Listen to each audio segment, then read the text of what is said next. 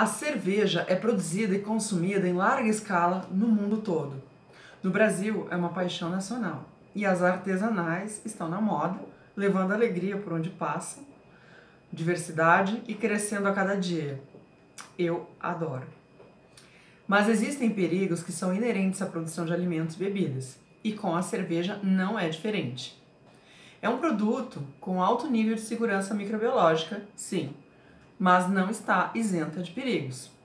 Hoje eu vou falar sobre os perigos na produção de cerveja, mas antes quero fazer 2 alertas caso você não seja profissional da área, porque esse é um canal voltado para profissionais, mas o conteúdo no YouTube é gratuito. E caso você não seja da área, primeiro, eu não quero assustar ninguém, nem alarmar, nem causar polêmica, mas sim conscientizar.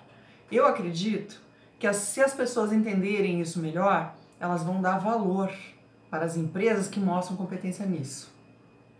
Segundo, o termo perigo é um termo técnico que significa agente de natureza biológica, química ou física capaz de causar um dano à saúde ou à integridade psicológica de alguém. Eu já fiz um vídeo aqui no canal explicando o que é um perigo. Vou deixar o link aqui na descrição. Então, de onde vêm os perigos da cerveja? Eles vêm das matérias-primas, do processo de produção e do ambiente de processamento. Quanto aos perigos microbiológicos, dizemos que o produto tem alto nível de segurança por causa de uma somatória de elementos. Por exemplo, por ser um produto fermentado, por ter efeito antibacteriano por causa da presença do álcool e do dióxido de enxofre, por causa do pH e dos ácidos do lúpulo. Mas isso não significa que seria impossível de infecções ocorrerem. Significa que é improvável, então são menos preocupantes. Quanto aos perigos químicos, em primeiro lugar temos as micotoxinas. Mico, de fungo. Toxinas produzidas por fungos. Elas vêm das matérias-primas, da cevada, dos maltes e dos adjuntos, como arroz, trigo, sorgo, milho, entre outros. São produzidas pelos fungos dos tipos Fusarium, Aspergillus e Penicillium principalmente. E são muito tóxicas, tanto para humanos quanto para animais. Dentre as micotoxinas, as aflatoxinas são o tipo mais agressivo de micotoxinas, muito associadas ao milho. Temos também os tricotecenos, que é um grupo com mais de 190 tipos. Temos a zearalenona e a ocratoxina A, que são comuns de encontrar em cervejas. Para o controle das micotoxinas, precisa demais das boas práticas agrícolas, demais! E ontem eu fiz um vídeo aqui sobre isso, certo? Porque é a maneira mais barata, mais simples e mais eficaz de controlar o problema, que começa no campo, se propaga para o armazenamento, passando pelas etapas de produção, sendo parcialmente degradadas, mas não o suficiente para proteger o ser humano e animais, e permanecendo no produto final. Então, esse é um perigo bastante crítico. Temos também os bifenilos policlorados, ou PCBs, e dioxinas, que são contaminantes ambientais que acabam passando para matérias-primas e permanecendo no produto. Por quê? Por causa das pastagens e das culturas agrícolas na vizinhança de onde tem as fontes de contaminação. Estão amplamente disseminados no planeta Terra. Eu acredito que seja também muito fruto da vida moderna. Temos também as nitrosaminas, que são cancerígenas. Elas são formadas a partir de certas condições de processamento no processo produtivo, por exemplo, secagem do malte, e a partir da Obesum bacterias proteus. Peço perdão se não estou falando o latim corretamente, mas essa é uma bactéria deteriorante que forma um grupo de nitrosaminas. Temos também resíduos de pesticidas, que muito comum se acumularem nas folhas e nos cones dos lúpulos. Temos também metais pesados de diversas fontes. Vem arrastado na matéria-prima, vem arrastado dos equipamentos, dos utensílios que têm contato com todo o produto em processamento. E os metais pesados, eles são úteis para o organismo em pequenas quantidades. Por exemplo, o cobre ajuda a absorver a vitamina C. mas são tóxicos em grande quantidade. Essa grande quantidade é estabelecida em legislação, certo? Podem impedir que proteínas e enzimas funcionem e impedir também o transporte de nutrientes dentro das células, causando uma desordem geral, uma série de malefícios ao ser humano. Então, os metais pesados têm limites fixados na legislação brasileira e na legislação internacional. Outro perigo é o glúten. Para aquelas pessoas que sofrem da doença celíaca, ele vem do trigo, cevada e malte, é considerado alergênico e deve ser declarado no rótulo dos produtos. Existe uma controvérsia sobre a permanência em cervejas, porque ele é parcialmente degradado e a cerveja, no fim das contas, pode conter. Recomenda-se que celíacos provem com moderação esse produto.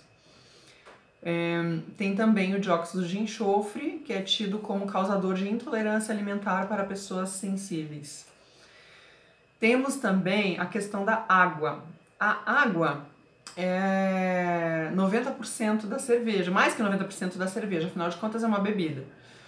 E esta água ela tem que ser, obviamente, potável e de altíssima qualidade. Então, nós temos a legislação brasileira através da Portaria de Consolidação número 5 de 2017, que traz todos os parâmetros físicos, os parâmetros microbiológicos e físico-químicos aplicáveis para dizer que uma água é potável ou segura para ser consumida.